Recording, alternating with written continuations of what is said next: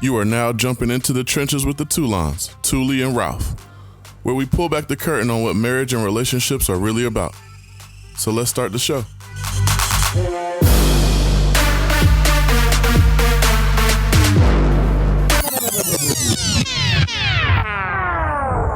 All right, and we're back.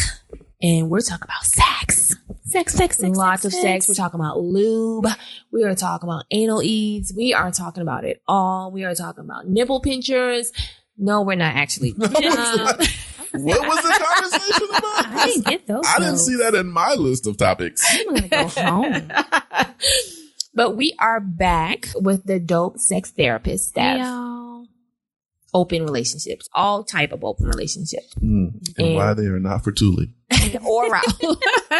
And we are going to jump down the rabbit hole. Yeah, because they are for actually a lot of people. Apparently, it is popping out here. It is popping out here for people in relationships and in marriages. So let's jump into this. So for people who don't know, open relationship is when me and Thule are together, but maybe one of us or both of us it's like a pass to go and, hey, I met you at the movies. It's okay for us to hook up. We just can't be like in another relationship. Absolutely. Okay. So, hey, everybody. Glad to be back with you guys. And open relationships is one of my, is fun is the word? Funnest topics to talk about because it is so prevalent nowadays. It is. And as a sex therapist, I see it. And I am actually an advocate for it. Okay. If it works well for you, I think it's amazing because once again, those divorce rates are so high, y'all. We are not making it out. We are breaking up and we have to figure out what works well for us. One of the first things I always like to kind of start off and talk about, my husband Jabari and I, we always get in trouble, but we have these debates with other people about how we are not actually built to be monogamous. As a people, this is not how we were built. Look at the Bible, look at, the Romans, look at all this stuff. We are not built to be monogamous. We're going to go out. Somebody's going to have a fat ass. We're going to be like, oh shit. Look at him. Oh my gosh. Is that Idris? He got married. What do you mean? Right. We are not built to be monogamous. Okay. But marriage is the discipline to fall in love with the same person over and over again and to stay faithful to that same person. Yes. So where did these open relationships originate from? Because we know that when the energy and the spirit and all this stuff gets to moving, it's hard for me just to be with this one person. Right. Because that's not the way I was built. Right. That's not how I was. But I have to have this discipline to say, no, I'm going to stay within these reins and within these boundaries. And I'm going to stay with this one person. And so when I speak with a lot of my couples that are in, we're going to call them non-monogamous relationships. Okay. This is kind of the pretense of which they start on. So to answer your question, yes, one of the first ones that we talk about with the open relationship is more so, I have that freedom to go out and have sex with someone else. I have freedom to talk with someone else. I have freedom to date someone else, as long as those things are discussed within your partnership. Gotcha. Okay. So when would you, like you said before, you are an advocate for open relationship if the situation calls for. So when would a situation call for you saying, hey? Well, I can remember one set of my friends that would come in to see me. They have been married over 20 years. Oh, wow. Kids, successful. And really good friends. Okay. However, both were cheating.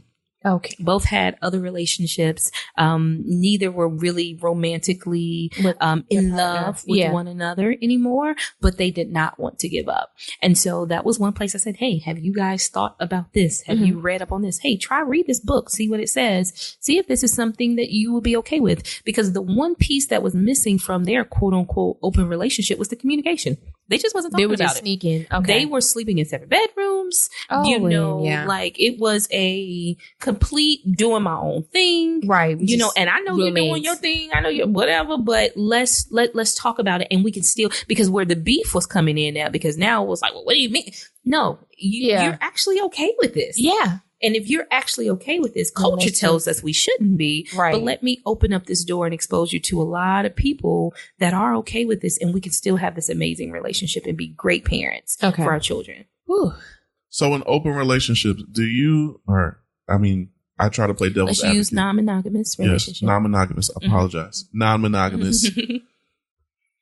I like to play devil's advocate. Mm-hmm. Do you believe that this could be a cop out for people that don't truly want to grow within what they believe is marriage or relationship, and say, hey, maybe I can bring this up as an option just so you can see that you, or believe that I care, but just enough so I can still get do my what way. I want to do.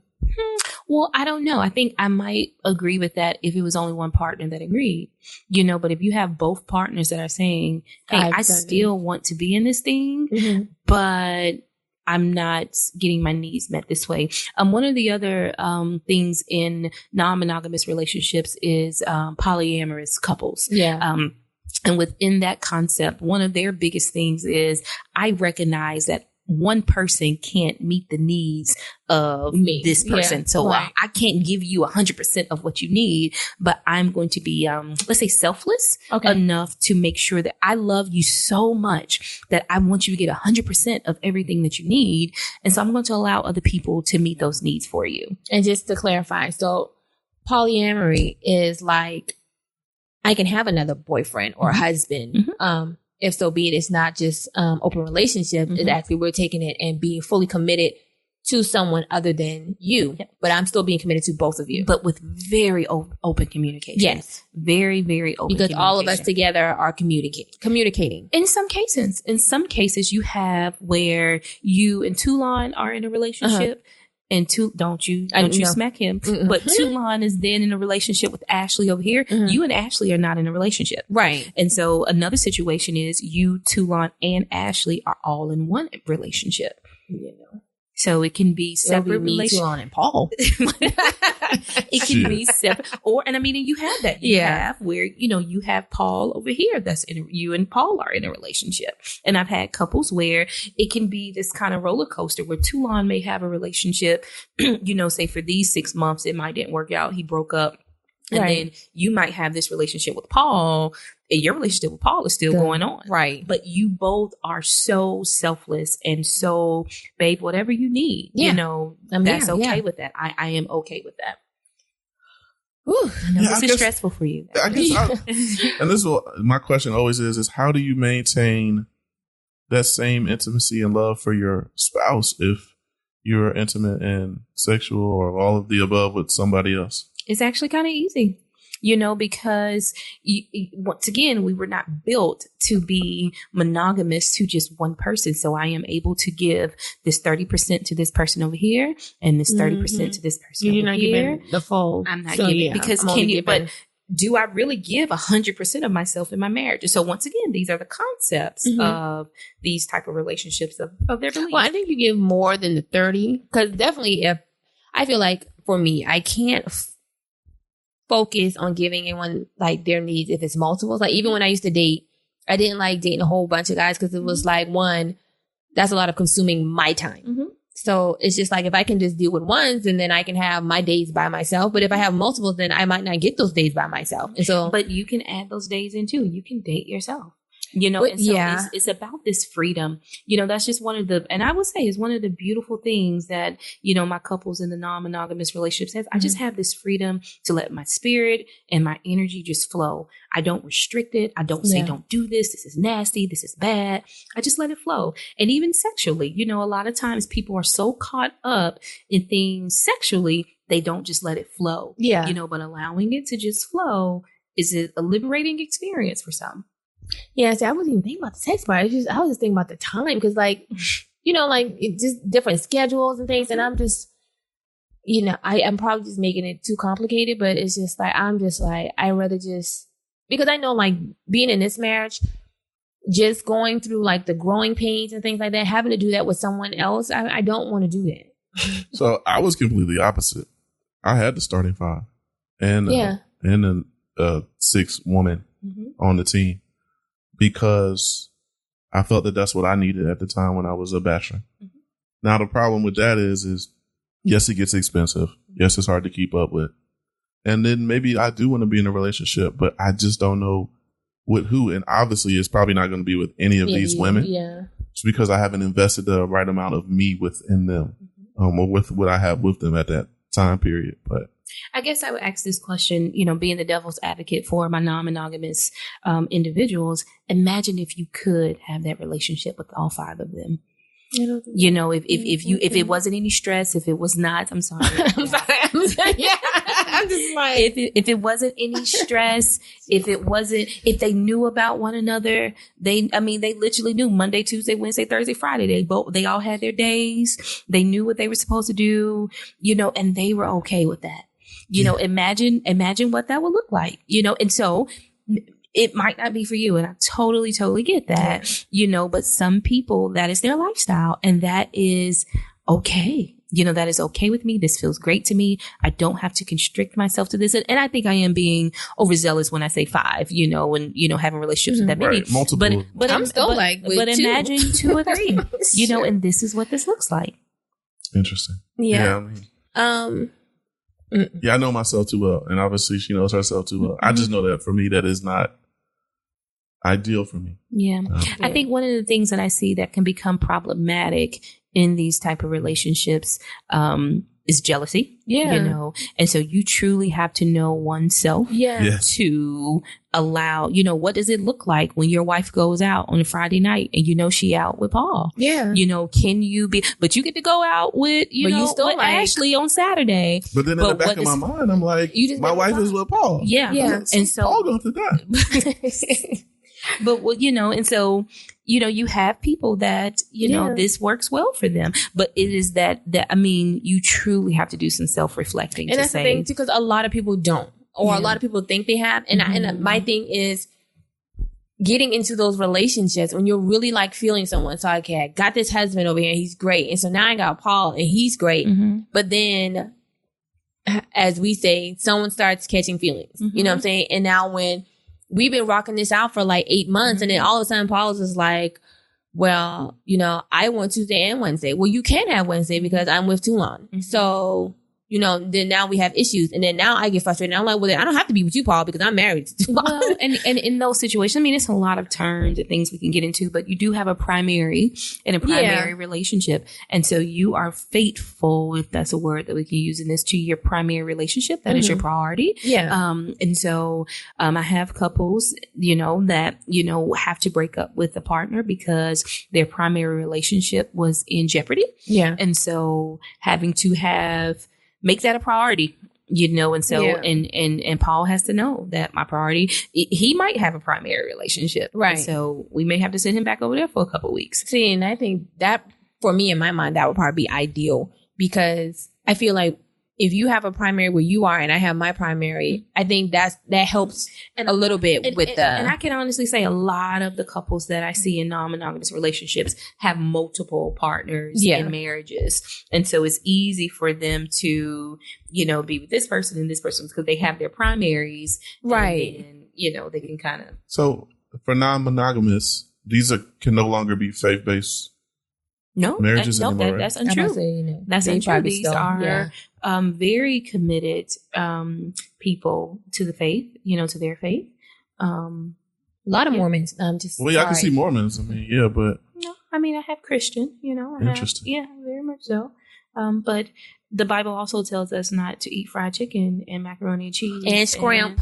And cornbread right after church. We go to the buffet and get it in. Yeah. So that gluttony is a sin as well. So no sin is greater than the other. And so I'm going to continue to still live my life with that. Yeah. So can I throw in a tidbit that I love my husband Jabari and I am not in a non-monogamous relationship. So that's where I get Paul from. That's her boyfriend. It sounds like I am. So babe, I love you. Throw a shameful plug in here. That is not, I'm just playing devil's advocate with him. Okay. I'll be home in a little bit. So let's talk about another part of this. Okay. Is the threesome. Yeah. Because I don't know if that's the gateway, but you know, most people, the reason why I say it, like to me, that's like on my list, that's like your first gateway to the gateway drug. Yeah. And then maybe you'll do open relationships and then you'll get into poly. Can I tell you a statistic? Go. Do you know that half of the people that are in non-monogamous relationships are not necessarily sexual with all the partners at the same time? I can believe that. Yeah, I can see that. Now I can do that. Yeah. So it's not a threesome. It's not this actual thing that I'm getting into this for a threesome. If anything, if you're looking at it from the negative side, I may be getting into it so I can have multiple sexual partners. Yeah. But it's not necessarily so I can have a threesome. And I think that's a myth, you know. But so if I can do it without having sex at all, I'll sign up for poly. No. No, but we're not having sex. But you're emotionally invested in somebody else. Yeah. I have some friends that want sister wives. They want somebody to come over and help take care of the kids and wash the dishes. No, I don't want you to help take care of my kids. You can wash the dishes. Wash the dishes. You can do that. Help with homework. You know, they need another friend in the house, you know, so that's something different. But threesomes, you know, just in relationships and partnerships can be a really nice thing and something that is new and different in a relationship, something to keep it spicy. What are your particular questions around it? Well, one is that like now is kind of like a fad to me. It's because it's like definitely with like I guess more like famous people. Mm-hmm. It's like you have to be okay with being with another girl to be in a relationship these days. I don't know. I guess I disagree with you on that one too, because I feel like the fad is over with threesomes. No. But I think if we call it a fad, that may have moved to your non-monogamous relationships. Oh, well, yeah. You know what I'm saying? It's no longer just a threesome for one night. It's let's move the whole family. Then, yeah, okay. Like, let's be together. You are correct. You know, like, so but it goes back to I think, what was that? They was like, know your worth. Like, it's I know my worth. So shoot, I can have 7 people living up here in this mansion. Let's get this in. Yeah. So I no longer have to do this for one night. Like, let's bring it all.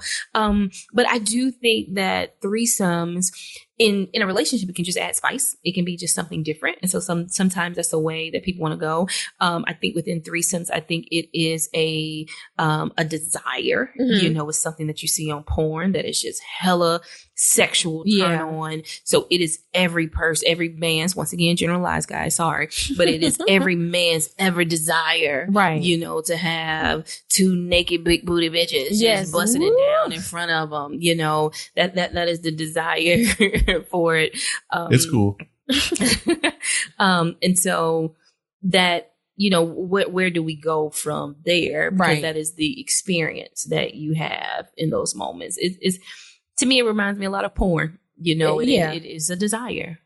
Okay, so then let's take it to the negative, because I don't understand why I don't want to say glorified, but it's like kind of like okay for a guy to have a threesome with 2 females, but then a girl cannot have a threesome with 2 guys because then it's a train, which I don't feel that's correct. Well, I think to go back, you know, I like to look at the foundation of it. The foundation of it is you have 2 beautiful women that are naked. Right. And that is a turn on. Right. 2 males naked. Is that turn on? Is that necessarily, and 2 females naked to majority of the world is a turn on. 2 big men naked, is that majority of the world? Is this world now? Yeah, because it's letters.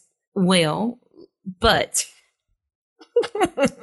it is one of those things where it is not as big. If we look at the percentages of it, it might not be. So because it's not like the norm or the okay fantasy, then it's like it's a look down upon. That's the word I was looking for. Yeah, it's the fantasy of what that naturally kind of looks like. So I think once again, culture is telling us that, you know, this is what we should do. This is how it should look. Blah blah blah blah blah. What you do in your bedroom from 9 to 9:30 is your business. It's your business. You know, so if it is Paul. Yeah. And Toulon in there. Boom. You know, that's your business. It's not a train. But if it's Ashley and Ralph in there. It's murder. That's it's murder already. I got bail money. It's murder already. But I think that also goes into, you know, I talked to some of my friends about why is it okay for 2 women to be together? Yeah. And that is glorified. Yes. So in the sense of, you know, and even with speaking with some of my friends, when it comes to LGBTQ and things like that, it's so many layers to this that I can go in of how you define yourself sexually and your sexual orientation, if you really look up that definition versus who I'm in a relationship with, you know, so this is the way that I like to look at it. I possibly want to do something sexually and that's just what I want to do from 9 to 9:30, but does that make me this? you know? And so a lot of times for women, if I just want to bust it down with Ashley real quick, oh my gosh, that's so glorified. That's so amazing. But that doesn't make not going to make me a lesbian from that. Right. I had that experience. It was a sexual experience, a physical experience I wanted to do. Boom, that's over. That's over. Now, if Paul and Travis did that, they gay. Life. Yeah, that's gay. They gay day. That's gay day. Yeah. It's not a trend until you're a repeat offender, right? No. If let's definitely a black woman. If a black woman found out that Paul and Travis got together and I was dating Paul, or I'm in a relationship with Paul is gay. No, I'm saying based off of what she's saying, though, I think what we're saying collectively at this table, right, is if it's a one-time thing, then you're not. For women. So that's what I'm saying about the negative connotation around it. For a woman, we can go do this with Ashley, and I'm not considered a lesbian. No. But if Travis did that with Paul, forever. He gay forever. Tell me till if I'm he right died. Right or wrong. What Chappelle say? He could have never been. I plead the fifth. Right, he could have never been with a man. Never ever again. It's the same sexual experience. It's the same physical experience. I just wanted to explore. I wanted to experience. See if that's something that I did like. But Paul is gay for the rest of his life. For his life. And when you really look at orientation, we're talking about who I want to be in a relationship with. Yeah. You know, like, is this people that I see myself in a relationship with? Mm-hmm. Okay, you can classify yourself with this, but a sexual experience is something different. Right. You know, and so when we talk about, you know, to scoop it back around to the threesomes and things like that, I think that we should just be open. I think that we should be sexually free, and we should not be so caught up on these terms and these words and these names, because there are a lot of women, let me just even speak in statistics, that want to have a female on female experience. But then they scared. Huh? As if then they're scared. But then they're scared. Yeah. Oh, because I'm gonna be gay. No. People conscious. People conscious. You know, but that looks awesome. I want to go try that. I wonder what that'll feel like. Right. But we are so people conscious that we hold ourselves back, and we want, you know, go and have these kind of free experiences. Once again, jumping back to my non-monogamous people, they're just free, you know, and whatever comes, you know, whatever way the energy blows me, I'm going to be open to that. And I am not going to be people conscious. I'm going to be self-conscious. I'm going to be self-aware and what makes me happy and what makes me free and feel good right now. So how do we feel about then swingers? Because that's kind of like in this group here. Because you can be a swinger. You don't have to be married. You don't even have to be in a relationship. It's just that I'm trying to figure out how this works. Because what I know for swingers is just that we just go to like a house or something. So once again, I think that was old school. Okay. You know, it's a swingers club here in Atlanta. Oh yeah. Well, that's what I mean. Like, not so much a house, but like a place. Yeah. A place. There are multiple places that you can go, and basically let's call it a hookup, and you hook up with different people. Okay. You and your partner typically are there, and they're hooking up with somebody. You're hooking up with somebody. You may be hooking up with a whole nother couple, and you are swapping couples. But things like that, I promote them. Like, so the Atlanta club is Trapeze. Yeah, trapeze. Yes. They have a couple different ones. They have different swingers they have resorts, parties, you know, to go to, different things like that. I say go. I mean, if once again going back to what we talked about last time, when you want to do something spicy or you want to do something different, you may want to try that threesome, but you're a little nervous and who gonna know me? Go out of the country. They have plenty resorts, so they have like topless resorts and nudity like resorts in Jamaica. But that one, I heard that was really nasty. Oh. Sorry. Okay, we're gonna scratch that. I don't think we don't have a sponsorship from them. But they have other resorts, and I will even plug them. Desire Resort, and Temptation Resort, like they're in Mexico. Oh yeah, things like that. But they have, so they're nudity resorts. But then you go there, but Channel 48. But you have Channel 48. I don't know what that joke is. But sorry, if you've ever stayed at like a secrets resort, secrets are for 48. Adults. Okay, adults only. All of them have the adult channel. Yes, guys. And Mexico and Cabo, it was Channel 48. Well, if I can do a shameless plug right here, I am doing a wives retreat next year. Yes. And we're actually staying at the Secrets Resort in Montego Bay. So any of my wives that just need a break because you are taking care of everyone else and you need to take care of yourself, you want to come get some tips, meet us next year, Labor Day, at the Secrets Resort, Wild Orchard. Check me out on the Dope Sex Therapist on IG, and I have all the information posted there. And don't forget when you sign Montego Bay Secrets? Make sure they cancel Channel 48. They got Just it. in case. They got it. That is funny. That is funny. But yeah, because I just like that world. Like I don't think I'm like prudish when it comes to sex. But like I wouldn't mind going to like trapeze or something like that. It's just I just don't want to have sex. So with let me ask you, else. would you go and watch? Yeah. Okay. Like I would go watch. I would go and have sex. I just don't want to have sex with someone else. And so there. you can go and have sex with your partner, right? And so you can be with a voyeur. So you can your voyeur. You can voyeurism, watch. yes. Yep, and you can watch. They have rooms. Even down in New Orleans, we were laughing about this. Like on Bourbon Street, they have a place with like rooms. Yep, where you can go in and watch people have sex and things like that. And so it's all type. It's so much stuff that you can explore sexually with your partner that people are not even aware of. Oh yeah, that can be so fun, and it's just between us. I don't gotta know. Don't my sister and them ain't gotta know. You don't have to talk about it at Christmas. No, we're not gonna do this at the Thanksgiving table, y'all. We're not gonna do this.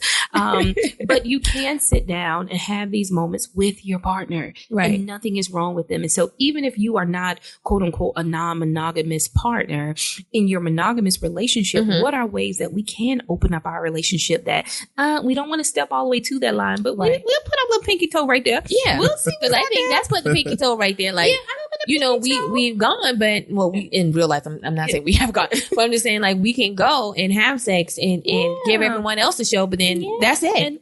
But what works for you? Between 9 to 9:30, that is your business. But if you do, and I think this is what I see a lot of times in therapy, you possibly have one of the partners that wants to experience and do different things, and then you have one that don't. So how do we meet in the middle? How do we explore with that little pinky toe to say, okay, maybe this is enough. Maybe we can get to this point, and I don't feel comfortable going all the way, but I will go and do this. Right. I will go there to these places with you, and we can check it out, and we can watch, and this is something different. But I am open to exploring with you. I don't know if I want to explore with someone else, right? But with you, but being a little bit more open to that, I think it's totally okay. Okay. So let's get into, because I'm not going to say that is like popular now. I think it is, but if you never knew about it, of course you think it's popular now. But let's get into, since we're kind of here, kind of like, because I think with this realm you get into same sex. Yeah, because if I want to be with Ashley, that's same sex, but then people are like, oh no, that's regular. Yes. Yeah. I don't regular. In real life, I don't think that's regular. I think like it's regular. Okay, I'm sorry. Okay, very regular. We can call her when we're finished. For her to get beat up. But like, say if your fantasy is to be with a young lady that still has her man parts, and that's just a fantasy that you want to get into. Again, it's like, I guess you say having that conversation with your partner, like, but how do you, because like with the sex club, we can go and then watch and then figure out maybe later we come back and have sex.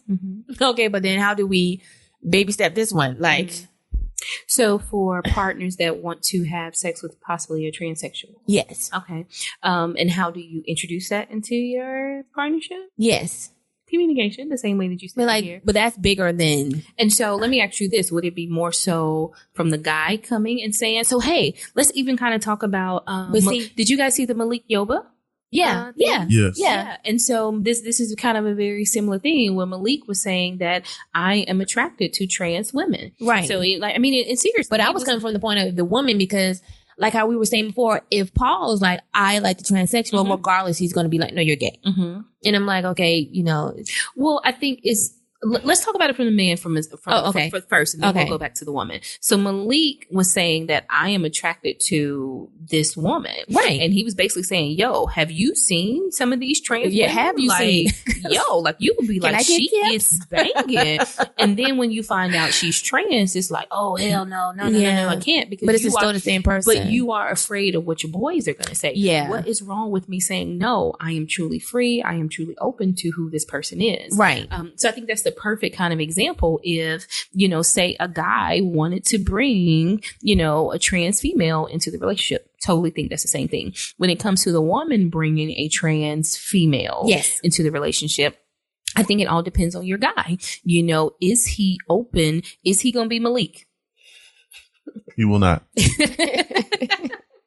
You don't know until you try. He will not. Period. Hey, look, next conversation.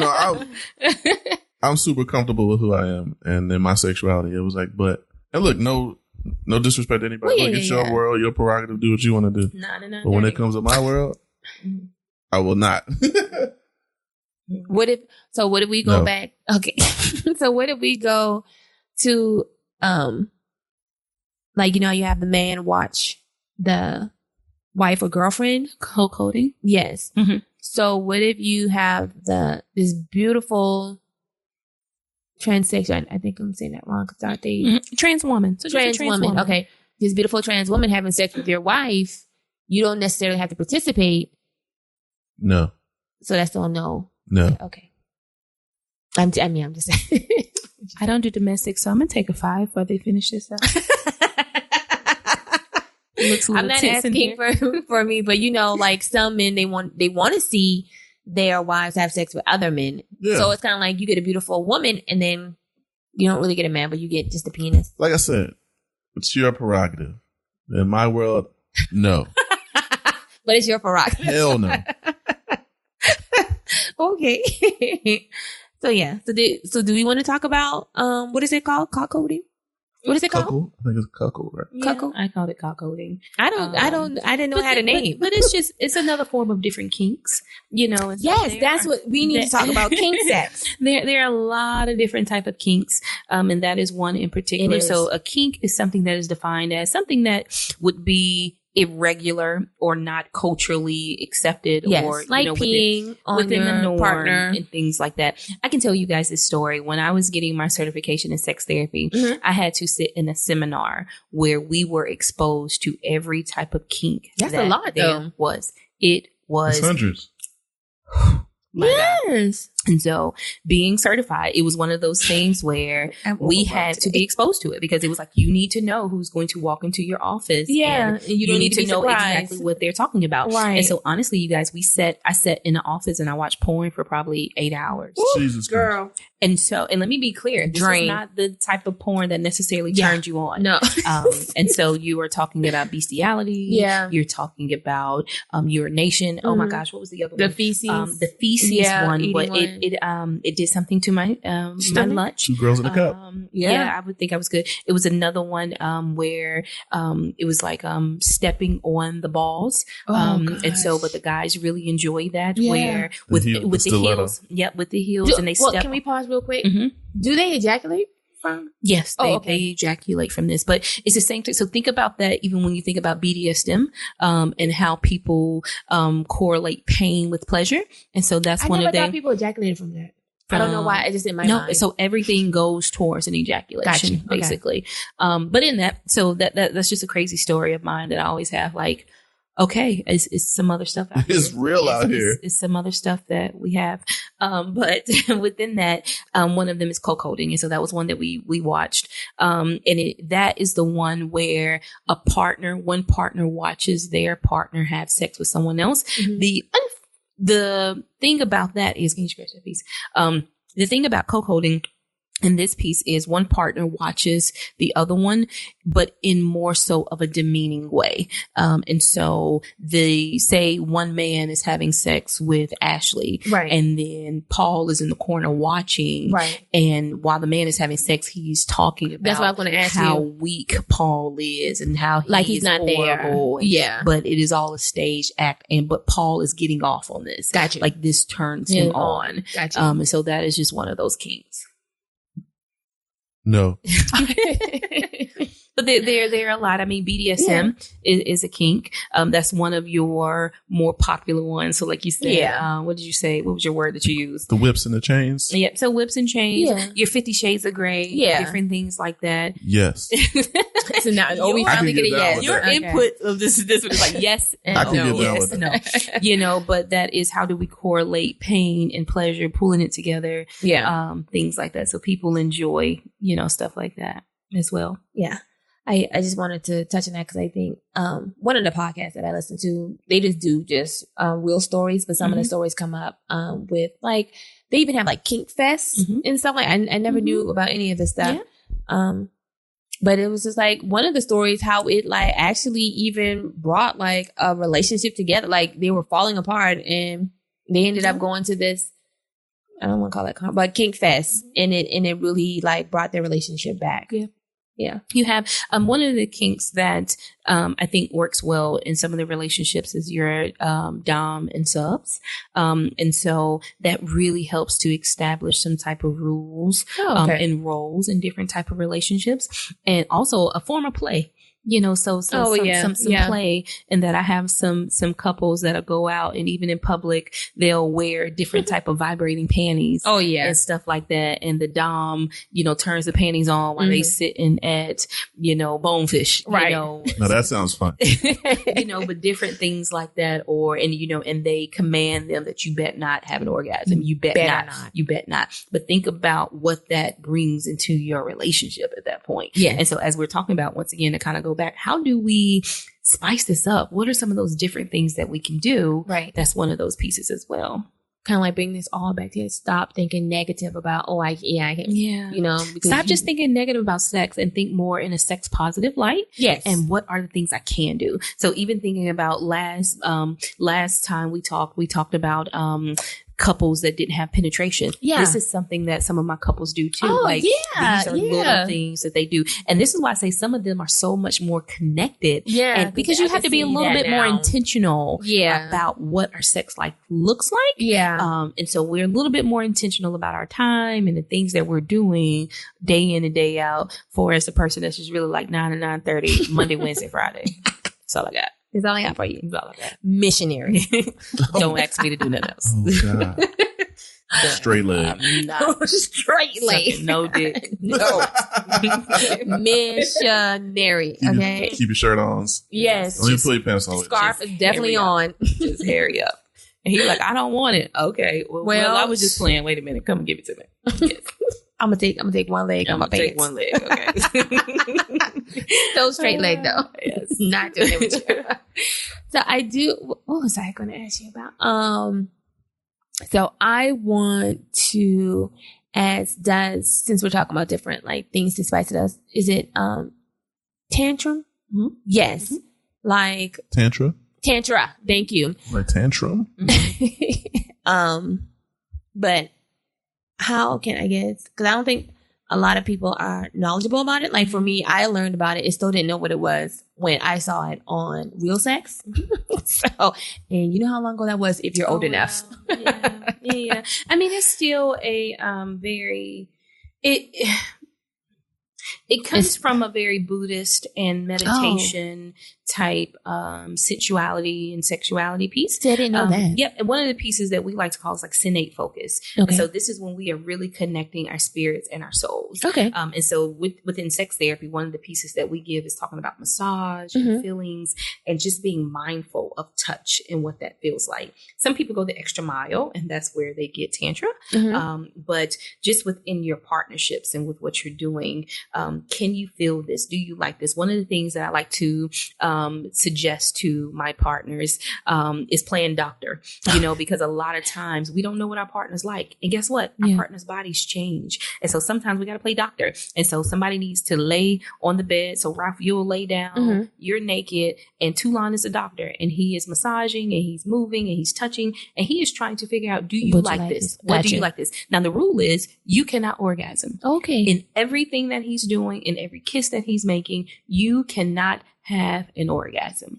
And he's going to ask you, the lights are on, and he's going to lights on, lights off, whatever. But he's going to ask you, do you like this? Does this feel good? What about this? And you're going to instruct him. No, move over there. Oh, go back to that spot. Oh, do this again. And so it's a very instructional type of procedure. And so we take the anxiety off the table of not talking, and we take the anxiety off the table of having an orgasm. Yeah. But because I'm really trying to figure out your body. Then guess what? You're going to switch. And then you're going to do the same thing to Paul. Sorry, Toulon, but you're going to do the same thing to Paul at that point, and figure out, what do you like? And do you like this? And do that? Or give me this amount of pressure when you're giving me oral sex. Oh, move your hands like this. You can't orgasm, but we're going to do that. Now, when you say you can't orgasm, what happens? You orgasm. What happens with that teenager? You have an orgasm. But do you see the sense of it? Yeah. And so it's the same type of thing, but we're truly trying to learn each other's bodies. Yes. And I do like that about it, because even when you get into relationships, even for some people who've been married a long time, you do your 1-2 hitter move that you've been doing, and you think, oh, I got her. I got her. And it's like, But then we're sitting here like, I wish he would do this, you know, and I try to scoot. And a lot of times when we say things, it can mess up the mood. And generalized statement. Some guys would be like, I know what I'm doing. And why is she telling me what to do? Yeah. And no, I want you to learn how my body has changed and, you know, different maneuvers and things like that I enjoy. Or that you might have been the man out there and that might have worked for everybody, or they haven't said anything, and then I'm like, I really don't like that. Or that's nice, but I would rather you do it like this. One of the things that I always talk about often is how long does it take for a man to get hard? Like 2 seconds. 30 seconds. How long does it take for the average woman to naturally lubricate? 4 hours. 12 minutes. It's 12. So.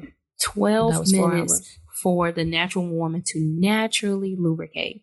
And so learning your body, I mean, because we think about like, why don't we want to have sex? Because it take me damn near half an hour to get there. I'm tired. I'm thinking about the dirty clothes I forgot to put in the dryer. The kids' lunch I forgot to make. Oh shit, they got a field trip tomorrow. You start thinking about all these things and you're like, oh shoot, somebody's down there. Let me get in. So being mindful during those moments, I always recommend different type of lubrications. Use the lubrications, use your arousal gels, whatever it is, but you want to use something that's going to minimize that 12 minutes and that 30 seconds. You want us to meet in the middle somewhere. Right. Because if we can lubricate in 30 seconds, hell, we'll probably want to do it every night too. Right. But it takes us a little bit longer to get there. So what can I use to help me get there? And a lot of times guys think it's them. It's not you. No, it's not you. We got to warm up. My body is different now. I've had 17 kids now. I got a stressful job. You know, I gained weight. Different things have happened. Yes. So I don't bust it down like I did when I was 22. It's different. Yeah. So how can you help me get to that point? I've had some people to go on a pledge to say, you know what? I'll give you oral sex every night for the next 30 days. Oh, Jesus. Go for it. Because that will help me get to, and this is the man talking to the woman, because that will help me bring down that 12 minutes and we can have sex. Yeah. If we had sex every night, you have to do oral sex every night. And so sometimes I recommend that to my guys. Tell your partner, tell your wife, tell your girl, I'll give you sex. I'll give you oral sex for 30 days if we can have sex for the next 30 days. What you think? Yeah. Tell me that. I'm sure she'll probably say yes. I'm sure she would. But you will probably have sex every night. Because I don't mind. Yeah, because she would probably, it eliminates a lot of that time that it takes to get her to that point. I don't know how we got there, but we got there. Okay. We're on this train now. So arousal gels. Arousal gels are really amazing. So they are different from lubricants, as in they have different type of spearmints. And one of my favorites have L-arginine in it. And so L-arginine, a lot of the guys use them when they go to the gym. It opens up your blood vessels and stuff like that, make you pump iron and, you know, to be in different pre-workouts and stuff like that. Blood. So think about what that does to the clitoris. That's wonderful. And so it opens up that oxygen. It opens up those arteries and the blood vessels in the clitoris. And so you apply it to the clitoris, and it makes you arouse. It does not only just makes you lubricate, it actually makes you arouse. So your nipples are hard. Your arms are chill bumps. He rubs you on your shoulder. You're like, oh, you know, I recommend these to my ladies, especially when it comes to initiating sex, you know, and so that once a month, ladies, remember, you should initiate sex at least once a month, you know, so that once a month, when you are initiating sex, you put that on, you go down while the Falcons are playing. Come on, baby, we gonna do this thing, you know. I'm good with that because I'm not a Falcons fan. Whatever team. You don't have to watch your team either. But whatever team is playing, he's down there watching the game, boom, I'm ready. Or, you know, we watching Power, you know, I'm ready to go, or whatever that looks like. Absolutely. Well, I'm here for it. So arousal gels also are, they're not sold in your Walmart and stuff. You have to contact your passion parties person or your pure romance person. I have one of my girlfriends is a pure romance person. Hit me up, dope sex therapist, IG, not .com, but dope sex therapist on IG, and I'll send you her information. But she's pretty good, and she gives you 20% off if you mention my name. So hit me up on that one. Write that down. We'll put that in the notes. Do you have anything for us today? No, this is a lot. I'm dead. A little heavy. With some shade in there too, but I'm gonna chill. We didn't have shade. You talking about Paul? No. We can go though. Okay. He's mad about Paul. Oh. But please tell everybody to hit us up with any questions they have. I'll be around for a couple more months. Yes. Anything you guys want to talk about, please give us some questions. We want to know what's on you guys' Give mind. us that IG again. The Dope Sex Therapist. And the trip. Yes, we are doing a wives trip next Labor Day. So for my wives that are just tired and they're taking care of everybody else, even my girlfriends, you are just a girlfriend and relationships are just hard. Stephanie, help me out. Give me a couple tips. Me and my girl, the wife coach, we're going to Jamaica. We're staying at Secrets Wild Orchard. We have 20 rooms. Actually, we only have 15 left now. Deposit is only $50.